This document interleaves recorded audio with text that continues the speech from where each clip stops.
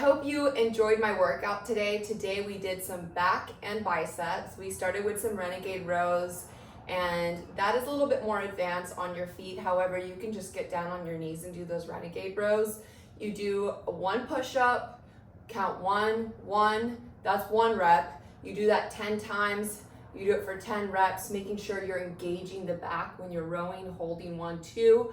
And then after the Renegade Rows, we did some hammer curls, going up and squeezing the biceps and coming down gradually all the way down to full extension. And then after we did the hammer curls, we went ahead and did some deadlifts, which is probably the most important exercise you can do because it's like real life training. You know, when you're picking up boxes, picking things up around the house, picking your kids up, right? Making sure you have proper form, always looking up before you pick something up, never looking down, keeping your chest up and your back upright. So form is very important for the deadlift. You're basically using your whole body, all your muscle groups for the deadlift, especially always engaging the core when you're picking something up. Basically, when you're doing strength training, the whole time you're really doing abs because you should be engaging your core throughout all your workouts.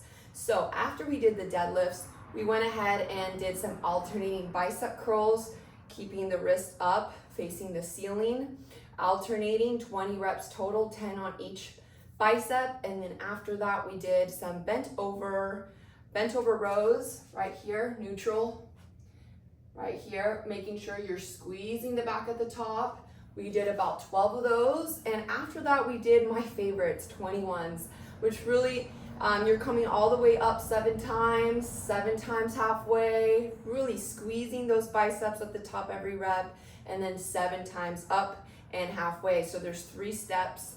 That's why it's called 21, 7, 7, 7, 7 all the way up, 7 halfway, 7 up and halfway. And then after that, I always love to finish my workouts with some abs. And so we did some crunches with your legs in a V-up position. It's okay if your legs are up.